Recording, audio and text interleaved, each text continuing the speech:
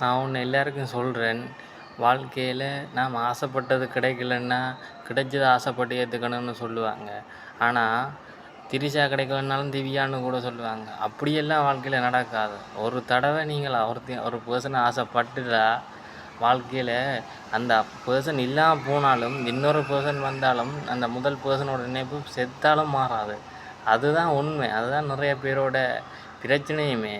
அதால் நான் சொல்கிறது என்னென்னா, முடிஞ்ச வரைக்கும் எல்லாரும் உங்களுக்கு பிடிச்ச பெர்சன் உங்களுக்கு கிடைச்சிருக்குன்னா, என்ன சண்டை வந்தாலும் என்ன பிரச்சனை வந்தாலும் வீட்டுக்காரரே எதிர்த்து நின்றாலும் தயவுசெய்து அவங்கள மட்டும் மிஸ் பண்ணிடாங்க. ஏன்னா சின்ன சின்ன சண்டைகள் தான் மிகப்பெரிய அளவில் மாறி பிரிவை கொண்டு வருது.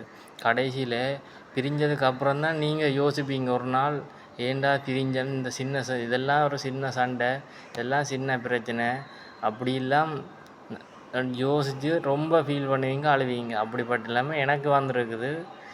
தயவுசெய்து யாரும் என்னோடய சப்ஸ்கிரைபரும் சரி, இந்த வீடியோ பார்க்குறவங்க சரி, எந்த காரணம் கொண்டும் உங்களுக்கு பிடிச்ச பர்சனை மிஸ் பண்ணிடாதீங்க. அவங்களே விட்டுட்டு போனாலும் முடிஞ்ச வரைக்கும் ட்ரை பண்ணி அவங்கள உங்கள் கூட சேர்ந்து வாழ வைக்க ட்ரை பண்ணுங்க. அவ்வளோ உங்களோட முயற்சி வெற்றி அடையும். அவ்வளோதான் நான் சொல்லுவேன். அவங்கள மிஸ் பண்ணிட்டீங்கன்னா வாழ்க்கையில் இன்னொரு பர்சன் எத்தனை பர்சன் வந்தாலும் அந்த பர்சன் மாதிரி வராது. உங்கள் வாழ்க்கையும் கொலாப்ஸ் ஆகிடும் மொத்தமாக.